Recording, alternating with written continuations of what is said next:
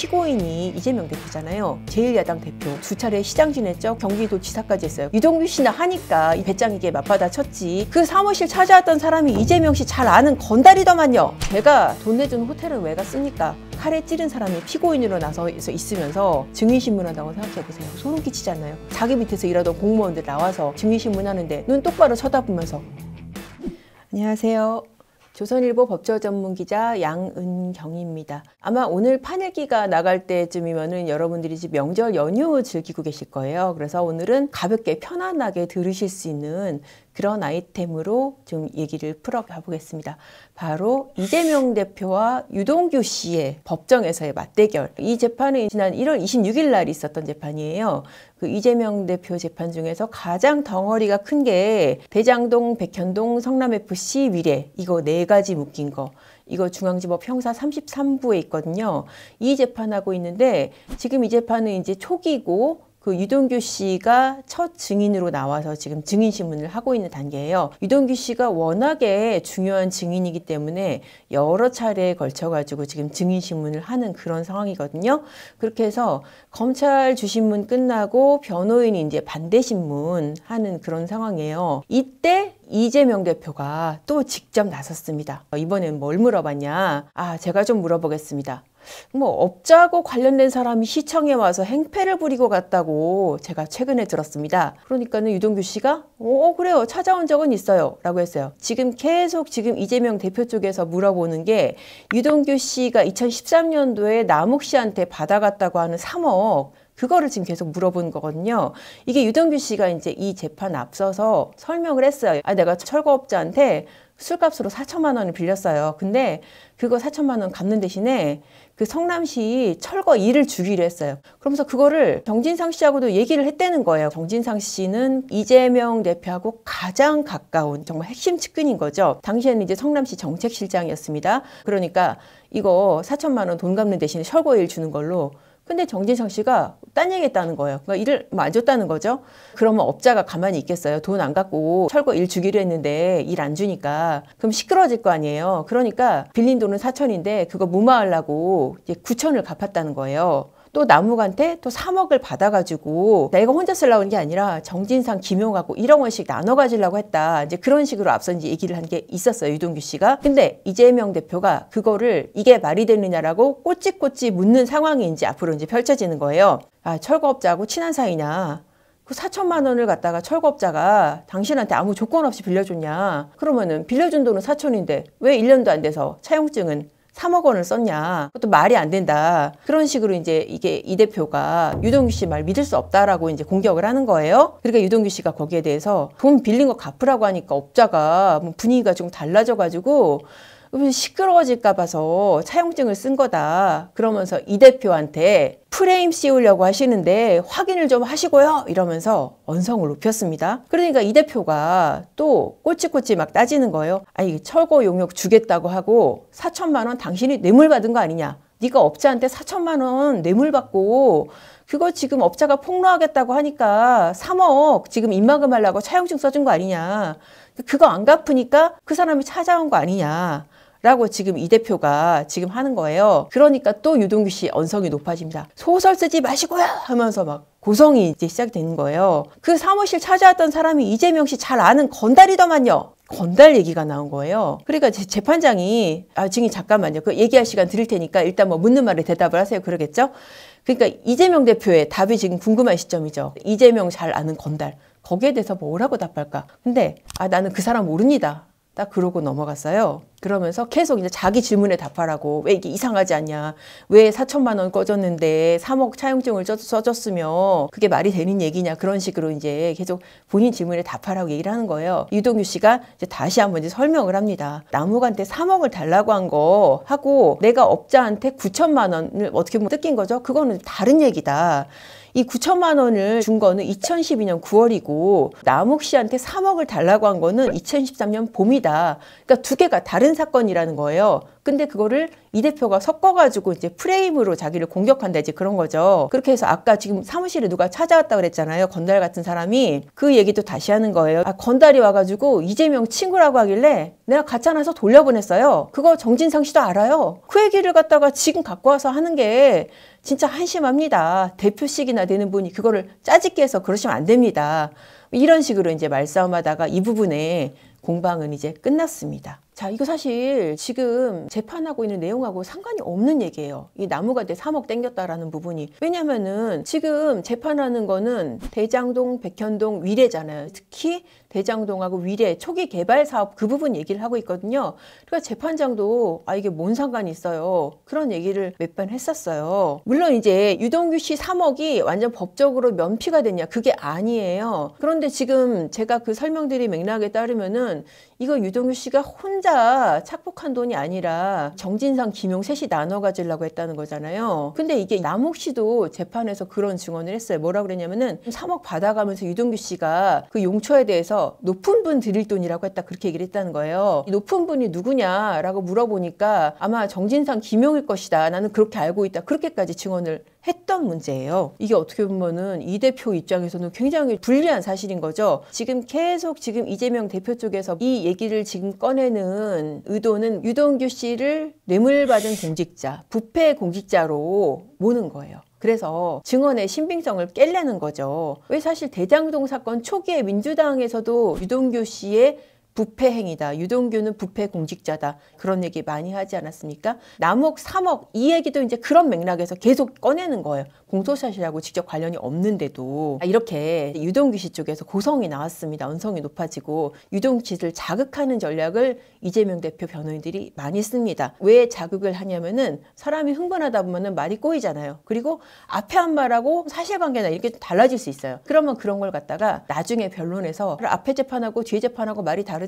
이거 믿을 수 없습니다. 그렇게 공격을 하는 소재가 되는 거예요. 그런데 유동규 씨 거기 넘어갔나요? 어때요?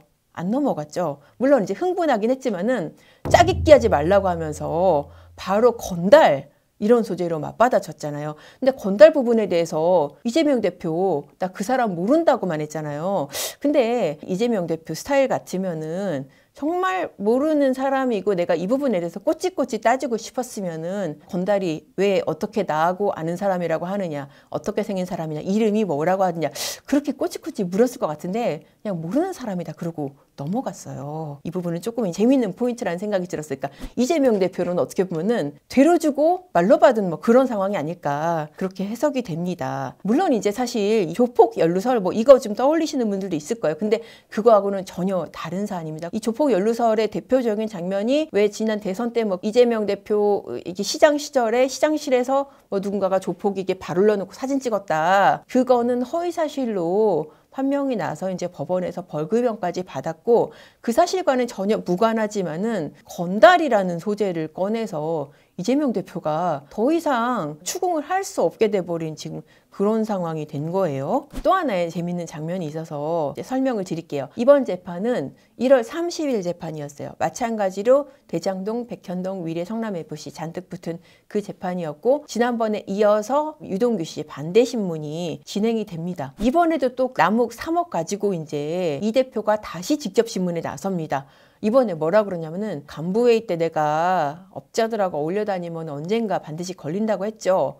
업자들은 증거 남긴다고 했죠. 이런 얘기 들었습니까? 이재명 대표가 당시에 성남시장이고 유동규 씨가 성남시의 직접 간부는 아니지만은 성남시설관리공단 있었고 공사에 사장 직무대리도 했었고, 그러니까는 핵심 간부인 거죠. 성남시 전반에서. 그러니까는 유동규 씨가 뭐 여러 번 하셨죠. 자, 이 대표가 내가 그렇게 여러 번 얘기를 했는데도 정진상한테 업자한테 3억 받자 그런 얘기를 했다고요? 그러니까 유동규 씨가 이번에 뭐라고 맞받아쳤냐. 그러면 제가 돈 내준 호텔은 왜 갔습니까? 부산에 호텔 제가 낸 거 몰랐습니까? 영수증도 있어요. 그렇게 얘기를 한 거예요. 이 호텔 얘기는 지금 무슨 얘기냐. 검찰에서 유동규 씨가 뭐라고 진술을 했냐면은 이재명 성남시장 비서가 그 호텔 예약을 요청을 했었다. 그래서 한 번에 100만 원에서 150만 원씩 최대 10번을 휴가비를 갖다가 내가 대납을 했다. 그러니까 휴가비니까 이게 어떤 법인카드나 이런 공적인 자금으로 쓸 수가 없는 돈이잖아요.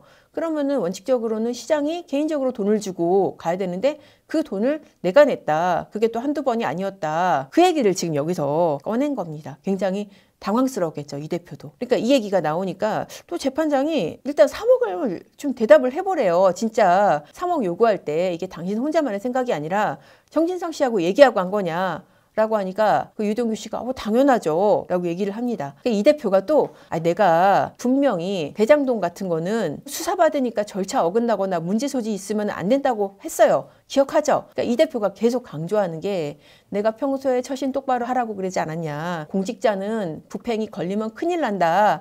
이렇게 몇 번 강조하지 않았냐.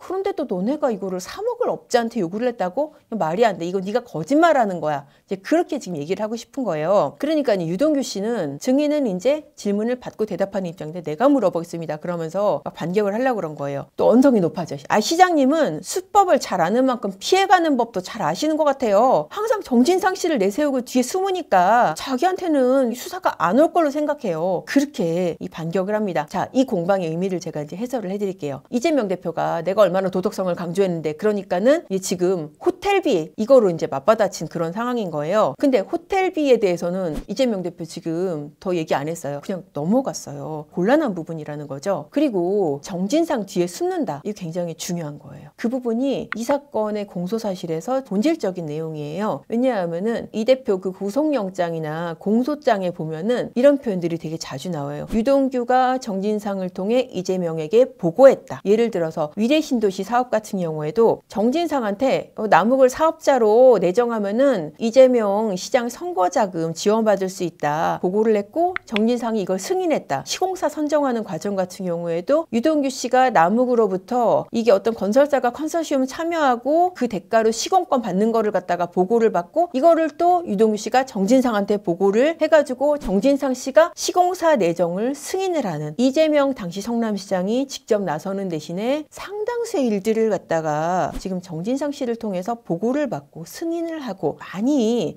진행이 됐다는 거죠. 이 정진상 씨 당시 정책실장이 이재명 시장이 어떤 연장된 팔 정도가 아니라 정말 두뇌 심장이라고 할 수도 있고 굉장히 핵심적인 위치를 차지를 했다. 실제로 유동규 씨가 이재명 당시 성남시장의 측근이다 이런 보도가 나오니까 이재명 대표가 뭐라고 했습니까? 유동규 측근 아니에요. 측근이라고 하려면은 적어도 정진상, 김용정도 돼야죠. 그런 얘기했죠. 이게 지금 어떻게 보면은 이 대표 입장에서는 직접 신문을 해서 본인한테 유리한 사실을 끌어내려다가 오히려 유동규 씨한테 한 번은 건달이 나오고 한 번은 호텔이 나오고 굉장히 당혹스러운 장면들이 연출이 된 상황인데 이게 유동규 씨 아니면은 저는 불가능했으리라는 생각이 들거든요. 유동규 씨 성남시와 경기도에서 굉장히 중책을 많이 수행한 사람이에요. 성남시 공사 설립되기 전에 시설관리공단 기획본부장 했고 공사 설립되니까는 그 공사에서 기획본부장도 하고 또 사장 직무대행까지 했어요. 또 나중에 경기관광공사 사장까지 했어요. 그리고 대장동 초기에 이 대표를 드러내지 못했을 때 이 사람이 몸통으로 지목당해서 기소까지 됐고 그만큼 이 대표하고 성남시에서 경기도에서 많은 일을 같이 해온 인물이에요. 그러니까 속속들이 다 아는 거죠. 아까 호텔비 대납 같은 경우에도 그렇고 건달이 뭐라고 했다. 그런 디테일을 많이 알 수밖에 없는 그런 위치인 거예요. 그러니까 바로 이렇게 반격이 가능했죠. 반면에 공직선거법 사건에서 그 증인 나왔던 성남시 공무원들 좀 생각해 보세요. 이 대표가 나와서 직접 신문하면서 국토부 협박 있었냐 없었냐 이거 가지고 다투는 상황이었잖아요. 이게 지금 중앙부처에서 국토부에서 공무원이 몇 번씩 내려오는데 성남시가 압박을 느꼈겠습니까? 안 느꼈겠습니까? 이런 식으로 사실 본인이 압박하면서 신문을 하니까 일부 증인들 같은 경우는 압박을 느꼈겠죠 이러면서 또 이 대표가 자 이런 일이 자주 있었습니까? 그러니까 아니요 그런 일은 없었던 것 같아요 라는 식으로 정말 마른 수건 쥐어짜듯이 딱 그 워딩만 보면은 이 대표한테 유리한 대답을 갖다가 할 수밖에 없는 그런 상황이 연출이 됐잖아요. 의뢰 지위에 있었던 사람들의 그런 대답이랑 유동규 씨랑 확실히 다르죠. 유동규 씨처럼 내부자의 폭로 이런 증인이 아니면은 피고인이 지금 이렇게 압박신문을 하는데 참 당해낼 재간이 없겠다. 저는 그런 생각이 들었었어요. 이 피고인이 직접 이렇게 나서는 거 이거 위법 아니냐. 피고인이 직접 나서서 신문을 하는 게 위법은 아닙니다. 이 변호인 신문하다가 재판장 허가 받고 피고인이 직접 내가 좀 물어보겠습니다 할 수는 있어요. 왜냐하면은 또 사실관계에 대해서 잘 아는 게 이제 본인이니까. 근데 이게 지나치면은 좀 문제가 될 수 있어요. 왜냐하면은 신문의 대상인 증인이 범죄 피해자 아니면 목격자인 경우가 많잖아요. 이 사건이 그렇다는 것은 아니지만은 이게 피고인이 직접 나서는 게 2차 가해가 될 수도 있고 굉장히 위험한 상황이 될 수 있어요. 자, 예를 들어서 살인미수 사건에서 어떤 사람이 다른 사람을 칼에 찔려서 죽을 뻔한 사건에서 이 지금 칼에 찌른 사람이 피고인으로 나서 있으면서 증인신문한다고 생각해 보세요. 소름 끼치잖아요. 성범죄 사건에서 가해자가 피고인으로 나와서 피해자한테 그때 상황에 대해서 물어본다고 생각해 보세요. 정말 끔찍한 거죠. 이 피고인의 직접신문이 위법은 아니고 필요한 경우도 있지만은 형사소송법적으로 위험할 수 있는 만큼 정말 이건 판사가 적절히 제한을 해야 되는 그런 상황인 거예요. 아니 그래도 내가 궁금한 게 있고 물어보고 싶은 게 있으면 그거 어떡하냐. 그 변호인한테 물어보면 되죠. 사실 변호인 제도가 있는 이유가 그런 거예요. 변호인 같은 경우에는 이게 물어보더라도 감정을 섞지 않을 수 있잖아요. 그리고 직업적인 위치에서 물어보니까 이런 위험한 상황들이 걸러진단 말입니다. 이 사건 같은 경우에도 보세요. 지금 피고인이 이재명 대표잖아요. 제1야당 대표, 가장 유력한 대선 주자로서 거론되는 사람이에요. 2차례 시장 지냈죠. 그리고 경기도 지사까지 했어요. 그런데 자기 밑에서 일하던 공무원들 나와서 증인신문 하는데 눈 똑바로 쳐다보면서 압박감 느끼지 않았나요? 라고 한다면은 거기에 대해서 압박감 안 느낄 증인이 얼마나 있겠어요. 그런 경우에 이런 직접신문은 상당히 좀 제한이 돼야 된다고 저는 생각이 들어요. 근데 지난 재판 같은 경우에 보면은 목 다친 이후에 첫 재판에서 1시간이 넘게 본인이 직접 신문을 하는데 재판장이 이걸 제지를 안 했었어요. 그 사건의 재판장은 이제 공직선거법 재판장이라 지금 대장동하고 다른 사람입니다만은 이거는 재판장이 소송지휘권을 통해서 적절히 제한을 해야 되는 상황이고요. 유동규 씨와 지금 이재명 대표의 1대1 이 매치에서도 사실 유동규 씨나 하니까 이 정도로 배짱이게 맞받아 쳤지. 이게 보통 증인 같으면은 이재명 대표가 원하는 답을 어떻게든 쥐어짜려고 했을 것이고 그런 답이 나왔을 것이다. 그런 생각이 들고 이거는 형사소송법적인 문제뿐만 아니라 이런 갑과을의 지위에서도 봤을 때 제한해야 될 상황이다. 그런 생각이 들었습니다. 어떻게 오늘의 판읽기 재밌게 들으셨나요? 다음 시간에도 여러분들이 흥미 가질 만한 주제로 다시 찾아뵙겠습니다. 감사합니다.